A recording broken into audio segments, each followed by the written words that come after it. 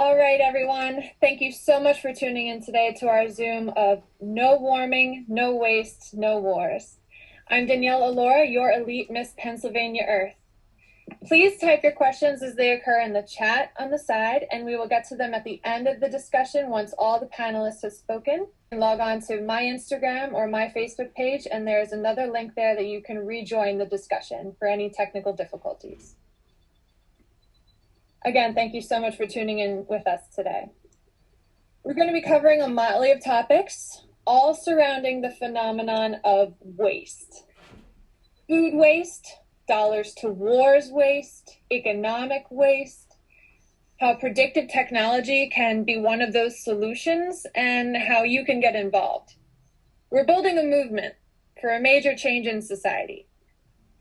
Food waste is a major problem, exacerbated right now by the pandemic, with farms not having the expected or projected purchases from restaurants, consumers. They've chosen to turn perfectly good crops back over into their soil to decompose. And that's a problem because acres of food decomposing into our atmosphere actually puts 28 more times stronger tons of greenhouse gases, more than CO2. In case you didn't know.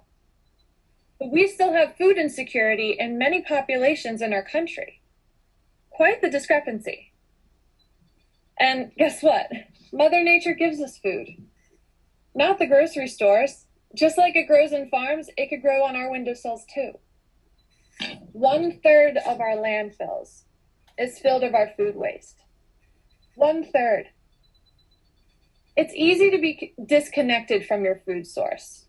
You don't see where your Caesar salad comes from or where your French fries are growing. Not even your water source. But we're meant to be in harmony with the earth. Yet as self-interested beings, we crave more. We feel that we need more. And when everything is already given to us by an efficient planet, we're crippling her. Seems overwhelming, right? Well, it may seem overwhelming, but it doesn't have to be. Let me tell you, food waste is a global problem that can be solved locally. We're all home, mostly cooking homemade meals. The first step of living sustainably could be simply growing an herb in your windowsill. Herbs enhance our meals and they're not too high maintenance. You can simply just put it in a mason jar and leave it on your window. Grow an herb in a glass jar. Start small.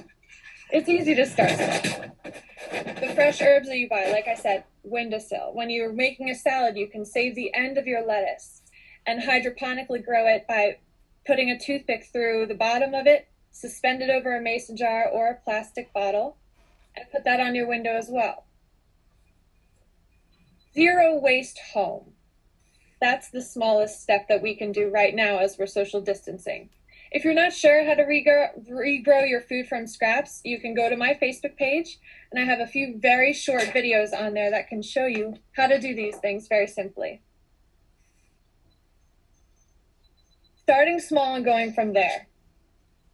A few weeks of watering your plants and getting used to the task of over a cup of coffee in the morning. Then soon you're going to realize that they're going to need soil, and that can stay in your window as well, especially right now because overnight the temperature is still below 45 degrees.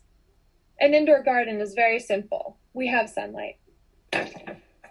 So like I said, indoor garden. Second step, composting. The other end of your food scraps shouldn't be in your waste bin. They should be composted. You can start with a 5-gallon bucket, and then from there, as that fills up, that can go to a larger receptacle that will stand next to your trash can. And now you're rocking. The mixture from the compost that you make can then enhance your outdoor garden and enhance the composting soil that you can put in your indoor plants and clean the air naturally, much like the ones that I'm surrounded by today. The third step is recapturing your gray water. Water that you're warming up your shower with that's just going down the drain. It's perfectly good water. You can water your plants with that gray water. Even stand in a bucket and capture the water that has unharmful soap with no additives and things like that. You can then water your plants with. It's perfectly. It can actually work as a pesticide for sorts. Simple. Imagine 10 years from now what your lifestyle could look like if you take these small steps. They all add up to a very great sustainable lifestyle. And your passion for living this sort of life can be organic, just like your indoor garden that you may have already started in quarantine. Don't be too harsh when you look back on your past self when you weren't living sustainably. It can be done. Some international examples are like in 1991, when Germany promoted recycling for the first time. Look how widely recycling is accepted now. Granted, we have a little bit more ways to go in order to recycle certain other types of plastics or oil-tainted cardboard pizza boxes, but at least they're out of our landfills. Haiti has an entire economy surrounding plastic waste. People can daily collect plastic and turn them in for solar-powered cell phones or cash. But that goes to say that a plastic economy, there's that much plastic out there that people can go out and collect plastic on a daily basis and make a living. In Denmark, if you don't have a food scrapping bin receptacle, you will be fined. It can be done. Philly said that they are going to start a composting community center sometime this spring. I hope it still will happen. You know, the world is a little different right now, but we're making so much progress. Gardens can be done even in clustered city areas, high rises. You can grow out of haystacks. New York City has some areas that do that, Hong Kong. Like I said, 1/3 of our landfills are our food scraps. And this waste doesn't work to break down if it doesn't have the correct elements to break it down. It'll just sit there. Those nutrients are better back in our soil to give us better food, to grow better grass, to feed better free-range livestock, better for our environment, better for our waterways, and for our planet. We may be in the middle of a social, economic, and political crisis right now, but our Earth crisis isn't that far away if we don't solve our global issues with local solutions. Think global, act local. It can start with each of you today, with a simple regrown plant in your windowsill. Herbs, salad, vegetables. And that's really what I hope you take away from today when it comes to waste with food. Next, I have Manisha Patel. She is the president of the United Nations Association of Greater Philadelphia. Manisha? Hello, everybody. It's so nice to have you join us. Take time today on Earth Day to make it special. Listening to all of these speakers, it just is reminds us of that how we have to start living, building, moving, eating, and the way we manage waste. All of this is so important for all of us, and we have to start thinking and participating in it. Every time there is garbage day and I see the amount of waste that we put out, I just get amazed. Because growing up in India, the daily waste would fit in a small Ziploc bag. It's just surprising. Everything was used. Everything was recycled. The newspapers were picked up by somebody, weighed and given back money for having collected them, and it was put to use. Same thing with scrap metal and cans or everything. We didn't have much of cans because everybody just ate natural food more and not so much of these processed food. And vegetables, every part of the vegetable was used. And whatever was left was put outside the home for these stray animals to come and eat. It's just so mind-boggling how much we have changed and how much waste gets every day created. And this is something we kind of remember as we developed our UNAGP projects and programs, because everything we have in our projects talks more about local to global, how we can learn from other countries and get inspired from other countries. So our projects are done by a lot of students, and they are working on everything from, especially for Earth Day, they work on projects related to water and climate action and sustainable development, exciting projects that they are doing in the community center, how to reuse the land around the community center and build stuff, how to move to eco-friendly materials instead of throwing away so much waste. They are learning from our students, interns, giving them, we keep changing different projects from time to time. And in the past, we've gone to middle schools and given them planting seeds with materials for learning and worked with teachers on it.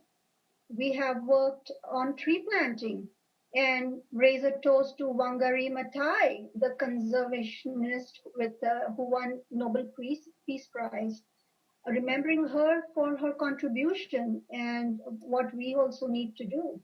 We worked on with communities and in the city of Philadelphia with Earth Day Kids, a group that celebrates in a big way by doing wrap and building and cleaning the community garden, replanting community garden. And it's so amazing that students from Drexel, Penn, Villanova, all the interns that come are inspired and in and reward us in so many ways. We also have like schools, high school seniors coming on projects on how to do energy audits. All of these are projects just related to Earth Day and saving what we have right now. And this is just one part. There is so much other wider projects and things that we got involved in. So I would urge you all to come join us and support us, support all the nonprofits that are doing work in Philly. I'm amazed after 10 years, knowing what Ed Aguilar does at CFPA now, Bob Moore, Christian Morsing has been an inspiration. And to see somebody young like Danielle take on this and make it for the future and involve a lot more people. Always remember, there is no excuse for single use. Thank you all so much for joining us on our discussion, No Warming, No Waste, No Wars. I hope you continue to follow us on Facebook and Instagram at Elite Miss Pennsylvania or facebook.com/Elite Miss Pennsylvania, as well as at Danielle Allura.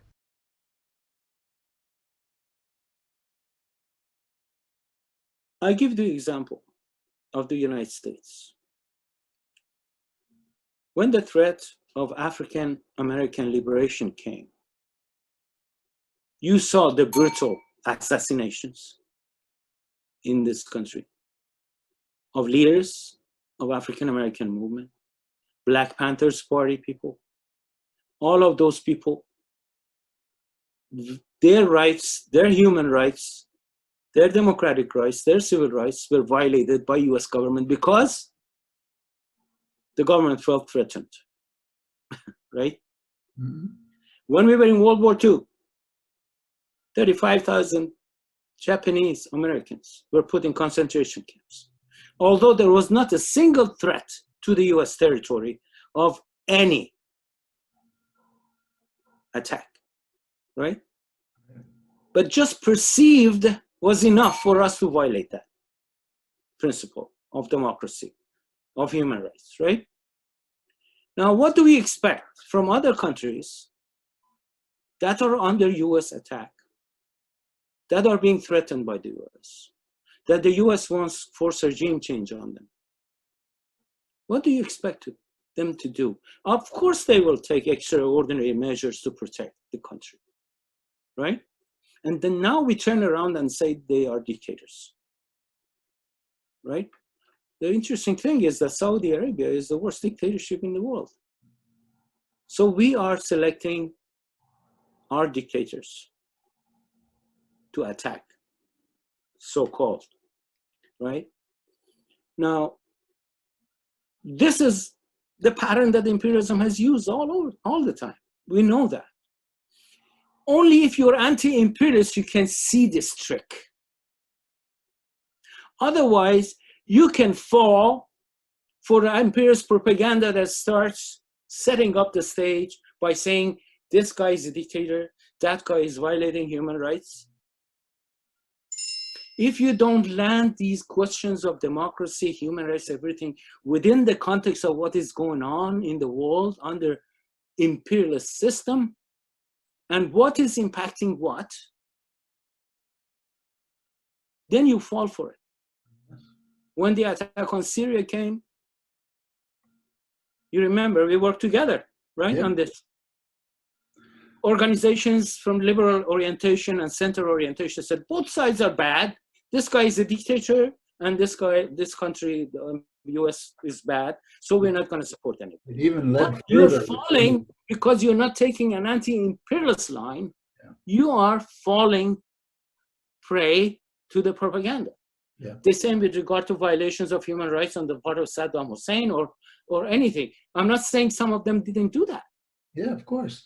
But what I'm trying to say is that then you don't have to join the imperialists to bring them down, because they are not the ones interested in human rights and democracy anyway. Both of them are contrary to the interests of imperialist powers. Sometimes it even leads further than to say both are bad. And Yeah. so both are bad sometimes means that I'm not going to participate in this struggle because both people are bad. Sometimes it goes even further and saying, well, the worst one seems to be this dictator, and we have some form of democracy in the United States.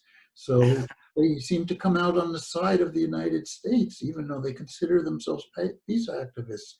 And I think we did see that in Syria, where there were organizations that spent 90% of their time attacking the government of Syria, which was under the gun from the United States and NATO and over 100,000 people that were mercenaries, jihadists that were imported into the country. So sometimes it can lead to finding yourself on the wrong side of the struggle. Exactly. Look at what's happening in Venezuela and what some people are doing. Look at Cuba. Look at Absolutely. The thing is, those who have survived these imperialist onslaughts have demonstrated one thing, that unless you have the support of the masses of your population, you can survive a day against this, right? Yeah. And again, this liberal tendency, this centrist tendency, although they are our allies, definitely, and we have to fight together against them, against these forces. They fall prey because sometimes, as I mentioned, these new methods of attack, currency manipulation, sanctions, economic sanctions, don't have any visible, impact that people can see and understand that it is happening. Yes. They don't see that as an imperialist tool. Yes. Right? And that is another weakness. And that is why I think, yes, we have to work together very closely with all of these forces that are opposed to war, opposed to militarism, opposed to wasteful expenditure of the money on military budget and everything else. We are together, no question about it. But at the same time, we have to be able to make them see where the main danger is. You cannot change a president to put an end to imperialism. No. It requires a social transformation, changing the balance of forces. And it can only happen through mass organizations, not through lobbying, not through elections. Yep, I agree with you 100%. So as long as there is imperialism, we're going to have war. We can maybe stay the hand in a specific situation, but in the long run, we have to end imperialism. Part of its nature. As long as we have the system and we're not touching it, this is what's going to happen. Well, great conversation, Bahman. Do you have any last comments you'd like to give? Well, we have come a long way. Yeah. Joe, we have come together a long way, right? Yeah. And we have had a great number of achievements. I think we have managed to, all of us, managed to really put the anti-imperialist segment of the peace movement on a very powerful footing.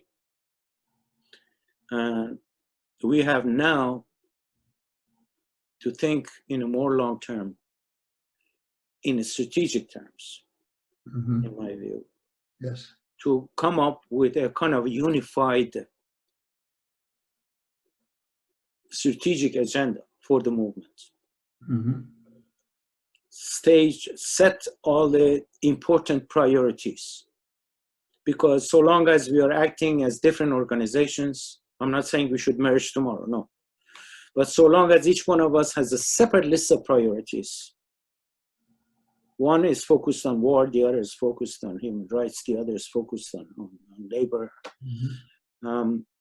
We cannot come up with a one strong force. Yes. We have to put our heads together now that we have created the environment for working together to really develop a unified strategy of priorities. Where is the weakest link in this system now that we have to address now to be most effective?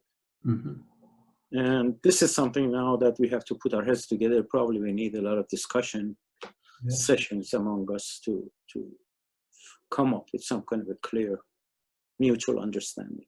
That's Let's figure out as a movement how we can do that. I think that's extremely important, and those are the next steps. I think as we come out of this coronavirus period, and we already see it with the explosions that are taking place around the George Floyd killing, I think the movement is going to take a huge step forward, because I think people are realizing certain things about this whole system, and that things can happen that they never thought could happen.